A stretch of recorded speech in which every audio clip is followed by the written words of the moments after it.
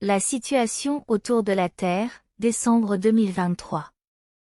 Bonjour à nouveau, merci d'être ici avec moi une fois de plus. J'espère que vous allez tous très bien. Je suis Marie. Ce contenu peut être considéré comme de la science-fiction ou comme le spectateur le voit le mieux, et il est publié uniquement à des fins de divertissement, mais je prends mes informations très au sérieux, pour ceux qui ont des yeux pour voir. Il existe d'innombrables niveaux et d'innombrables plans d'existence, densité et dimension, et ils convergent tous et influencent toute réalité spécifique qu'un point d'attention expérimente. Et un point d'attention est un individu avec une forte connexion à la conscience source. Ce qui est réel et ce qui ne l'est pas, change avec le point de vue, ou la perception de chaque royaume existentiel, avec ses densités, dimensions, et lignes temporelles. Ainsi, la perspective de la situation dans l'espace que je vais partager avec vous aujourd'hui n'est valable que dans le royaume existentiel matériel immédiat, et la ligne temporelle que nous partageons tous avec la Terre en ce moment, dans le monde matériel, où nous sommes tous incarnés dans des corps biologiques.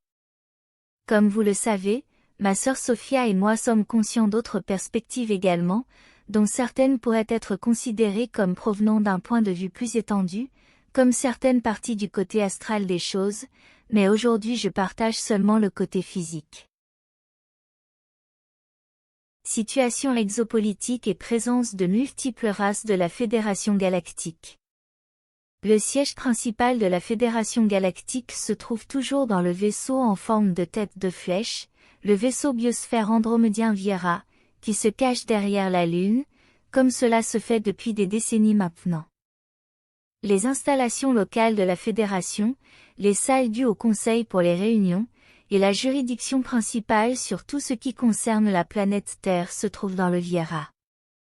La Terre est toujours en quarantaine, comme ils l'appellent, et cela signifie qu'aucun vaisseau spatial ne peut sortir ou entrer dans l'atmosphère de la Terre sans enregistrer un plan de vol, et indiquer sa mission et ses intentions au contrôle des vols, et au quartier général des opérations spatiales qui se trouve également dans le Viera, avec une sous-station située dans les bases souterraines profondes en Antarctique. Ce sont des versions non humaines des contrôleurs de vol d'avion, comme on les voit sur Terre, et j'utilise le langage et la terminologie humaine, car sinon, vous ne pourriez pas me comprendre. Après tout, nous devons avoir des points communs avec les mots. Bien que chaque vol de vaisseau spatial soit enregistré et contrôlé par la Fédération galactique, nous détectons encore de nombreux vaisseaux entrant et sortant de la Terre, qui proviennent d'origines douteuses. Nous doutons sérieusement que la Fédération ne les connaisse pas, mais ils choisissent simplement d'éviter d'informer sur qui ils sont, à ceux d'entre nous qui restent en orbite. Le grand vaisseau spatial biosphère Viera est andromédien, mais il agit comme un pôle multiracial, d'où d'innombrables races de la Fédération, ainsi que d'autres qui ne le sont pas, l'utilisent comme une base avancée opérationnelle d'où ils mènent leurs plans et affaires liés à la planète Terre. Soi-disant toujours sous le contrôle et la surveillance de la Fédération. Dans cette partie de l'espace contrôlée par la Fédération galactique locale, les races stellaires qui ont le rang le plus élevé dans la Fédération galactique sont les Andromédiens, les Arcturiens et les Centauriens ou Alphraciens, suivis de près par les Antariens. Bien qu'un tel centre multiracial soit andromédien, ils agissent de manière très douce et rétractée, affirmant toujours officiellement qu'ils ne veulent pas créer de karma, qu'ils ne veulent pas s'impliquer dans quoi que ce soit ayant trait à la Terre, car cela finit par affecter et interférer avec leur société. Pourtant, ils prêtent toujours leur vaisseau en tant que base opérationnelle avancée, ou FOB pour faire court, pour d'autres races. Et ils participent toujours au conseil où le sort de la planète est discuté, donc je ne comprends pas exactement ce qu'ils ont en tête, car ils sont assez contradictoires. Ensuite, nous avons les Arcturiens, dans leurs 3 variantes, ou saveurs, les Dévoniens, les Corandiens et les Diesientiplex. Ces derniers étant les plus actifs et nombreux dans cette partie de l'espace, et agissent comme les Andromédiens avec qui ils sont les meilleurs amis. Les arcturiens ont également tendance à ne pas vouloir s'impliquer dans quoi que ce soit ayant trait à la Terre et à ces choses sales, limitant leurs actions à donner leur opinion lors des conseils, et agissant également en tant que guide pour leurs innombrables starseeds, qui se trouvent dans des corps humains sur Terre. Ensuite, les centauriens ou alphraciens, qui viennent des planètes en orbite autour de l'étoile Alpha Centauri, à seulement 4,2 années-lumière de la Terre, ou 13 000 UA, ou unités astronomiques. Une unité astronomique est la distance moyenne entre la Terre et le Soleil. Ils sont si proches qu'avec la technologie actuelle des vaisseaux spatiaux, ils sont littéralement les voisins d'à côté, et logiquement ils le sont, et de loin la race stellaire la plus nombreuse que l'on trouve en orbite autour de la Terre.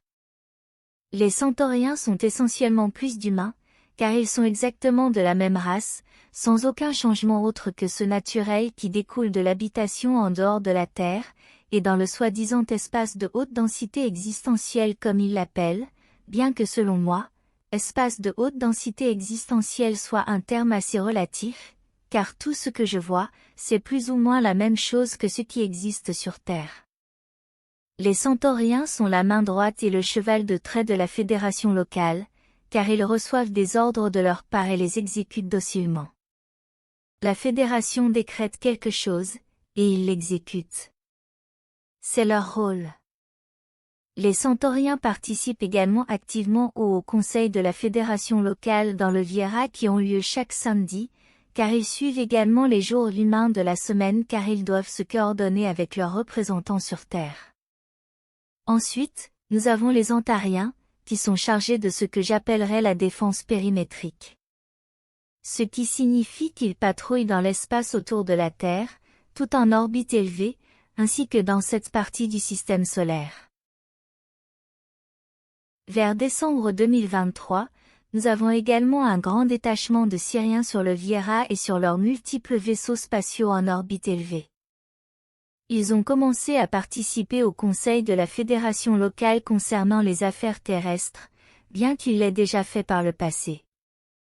Leur agenda ou leurs intentions actuelles nous sont inconnus pour le moment. D'autres races stellaires qui ont augmenté en nombre ici, sont les Taloriens, les Yael, et les Sassani, qui semblent seulement observer de près ce qui se passe. D'autres qu'il est important de mentionner sont les Humites, avec leurs agendas douteux. Et les Alpha Draco, qui appartiennent au Conseil d'Orion, et qui sont en orbite haute autour de la Terre depuis des décennies maintenant. La raison pour laquelle ils sont ici reste inconnue, car ils affirment seulement être des observateurs, pourtant leurs vaisseaux sont entièrement militarisés et sont probablement ici pour des raisons de pouvoir et d'intimidation, en faveur du Conseil d'Orion. Du groupe d'étoiles des Pléiades, nous avons plusieurs détachements civils qui viennent et repartent légalement, et qui viennent en orbite terrestre dans un but scientifique et de guidance de la conscience.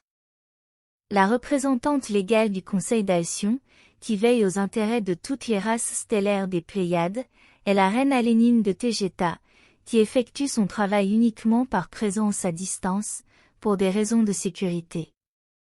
Je suis consciente de plusieurs personnes qui souhaitent discréditer le Conseil d'Alcyon, affirmant qu'il est négatif avec des histoires élaborées et des mensonges, et je vois cela comme une tentative de l'agence à 3 lettres de la Kabbale pour éloigner les gens de la Terre d'un tel conseil, sûrement parce qu'il s'est avéré assez désobéissant aux règles et réglementations de la Fédération, car ils ne sont pas d'accord avec la façon dont la Terre est gérée. Donc je vous demande, négatif pour qui, et selon quel point de vue? C'est également le cas avec les Shahurma et leur conseil félin d'Avian, qui n'est pas non plus d'accord avec la fédération locale, bien qu'ils en soient toujours membres. Les Urma sont en orbite terrestre principalement pour protéger leurs intérêts dans cette partie de l'espace, et pour veiller sur leurs nombreuses graines d'étoiles sur Terre, ainsi que pour protéger le croiseur stellaire lourd tégécien Toleka, en honneur de leur traité de coopération avec le peuple tégécien. Tout comme les Alpha Draco, les Urma ici sont également fortement militarisés, et vous savez que les chats aiment être prêts à tout, et ils ne tolèrent pas les intimidateurs. Contrairement aux autres, Les Urma ont tendance à être assez directs et transparents dans leurs intentions ici.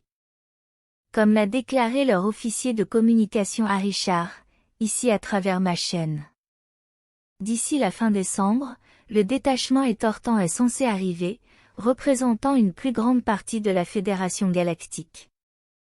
La raison pour laquelle les étortants représenteraient la plus grande partie de la Fédération galactique reste sombre et douteuse.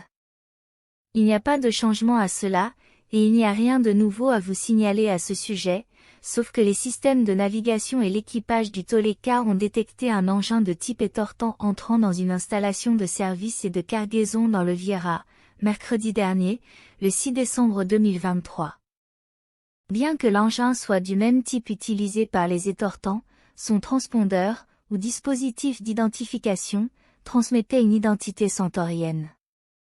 Comme l'ont déclaré les Urma, les étortants ont tendance à être des trompeurs, donc ils pourraient très bien être déjà ici, mais pas officiellement encore, en utilisant les transpondeurs d'autres races pour éviter la détection.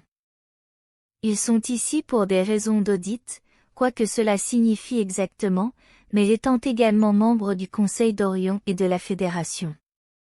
Et sachant également qu'ils sont associés à des races plus sombres d'aliens gris qui parcourent également cette partie de l'espace. Je ne vois aucune raison de leur faire confiance. La présence des étortants ici est liée à de nombreuses rumeurs d'aliens gris, de Maîtrés, ou grands gris, et gris d'Orion présents auprès de la Terre, qui ont, ou pourraient avoir, des intentions malveillantes, qui ne nous sont pas claires à ce stade, mais nous étudions la situation du mieux que nous pouvons. Aucun d'entre nous n'apprécie leur présence, encore moins s'ils nous font croire qu'ils ne sont pas encore ici, car ils sont officiellement censés arriver le 31, et pas avant. Je vous tiendrai informé dès que j'en saurai plus. Enfin, nous avons les Caristus, qui ont été très silencieux ces derniers temps. Curieusement car ils prétendent que la Terre leur appartient légalement, et non la Fédération. Je n'ai même pas le droit de parler d'eux car leurs représentants sur Terre ne nous aiment pas, ne réalisant pas que nous sommes tous du même côté de cet affrontement complexe. Donc, paix, frères, nous sommes avec vous. Pour l'instant, il y a 927 vaisseaux spatiaux de plusieurs races stellaires en orbite terrestre, au moment où cette vidéo est publiée.